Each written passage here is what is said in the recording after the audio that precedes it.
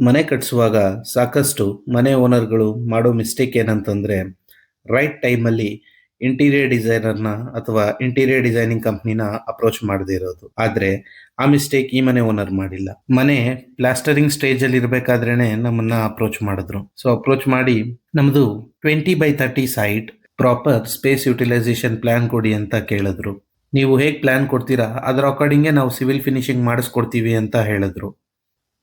ಅವರು ಆ ದಿನ ತಗೊಂಡಿದ್ದ ಅದೊಂದು ಒಳ್ಳೆ ಡಿಸಿಷನ್ ಇಂದಾನೆ ಇವತ್ತು ಈ 20/30 ಮನೆ ಇಷ್ಟು ಲಕ್ಸುರಿಯಸ್ ಆಗಿ ಕಾಣ್ತಿರೋದು. ಸ್ಟೇರ್ ಕೇಸ್ಗೆ ಯಾವುದೇ ತರದ ರೈಲಿಂಗ್ ಹಾಕ್ಸ್ಬೇಡಿ ಸರ್.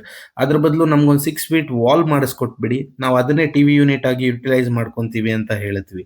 ಈ ಐಡಿಯಾ ತುಂಬಾನೇ ಚೆನ್ನಾಗಿ ವರ್ಕ್ ಆಯ್ತು.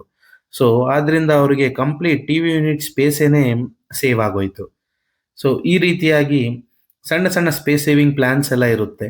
ಸೊ ಆದ್ರಿಂದ ನೀವು ಕನ್ಸ್ಟ್ರಕ್ಷನ್ ಮಾಡಬೇಕಾದ್ರೆ ಆಲ್ಮೋಸ್ಟ್ ಪ್ಲಾಸ್ಟರಿಂಗ್ ಸ್ಟೇಜ್ ಅಲ್ಲೇ ಇಂಟೀರಿಯರ್ ಡಿಸೈನರ್ನ ಅಥವಾ ಇಂಟೀರಿಯರ್ ಡಿಸೈನಿಂಗ್ ಕಂಪ್ನಿನ ಅಪ್ರೋಚ್ ಮಾಡಿದ್ರೆ ನಿಮ್ಗೆ ಒಳ್ಳೆ ಸ್ಪೇಸ್ ಸೇವಿಂಗ್ ಪ್ಲಾನ್ ಮತ್ತೆ ಒಳ್ಳೆ ಐಡಿಯಾಸ್, ಒಳ್ಳೆ ಡಿಸೈನ್ ಕೊಡ್ತಾರೆ. ಅದಷ್ಟೇ ಅಲ್ಲ, ಎಲೆಕ್ಟ್ರಿಕಲ್ ಸ್ವಿಚ್ ಪಾಯಿಂಟ್ಸ್ ಮತ್ತೆ ಸ್ಟಡಿ ಟೇಬಲ್ಗೆ ಬೇಕಾಗಿರೋ ಎಲೆಕ್ಟ್ರಿಕಲ್ ಪಾಯಿಂಟ್ಸ್ ಅಥವಾ ಡ್ರೆಸ್ಸಿಂಗ್ ಟೇಬಲ್ ಬೇಕಾಗಿರೋ ಲೈಟಿಂಗ್ ಪಾಯಿಂಟ್ಸ್ ಎಲ್ಲದನ್ನು ನಿಮ್ಗೆ ಆ ಸ್ಟೇಜ್ ಅಲ್ಲೇನೆ ಇಂಟೀರಿಯರ್ ಡಿಸೈನರ್ಸ್ ಹೇಳೋದ್ರಿಂದ ಮುಂದಕ್ಕೆ ಸುಮ್ಮನೆ ವಾಲ್ ಚಿಪ್ಪಿಂಗ್ ಮಾಡೋದು ಅಥವಾ ವಾಲ್ ಕಟಿಂಗ್ ಮಾಡೋದು ತಪ್ಪುತ್ತೆ.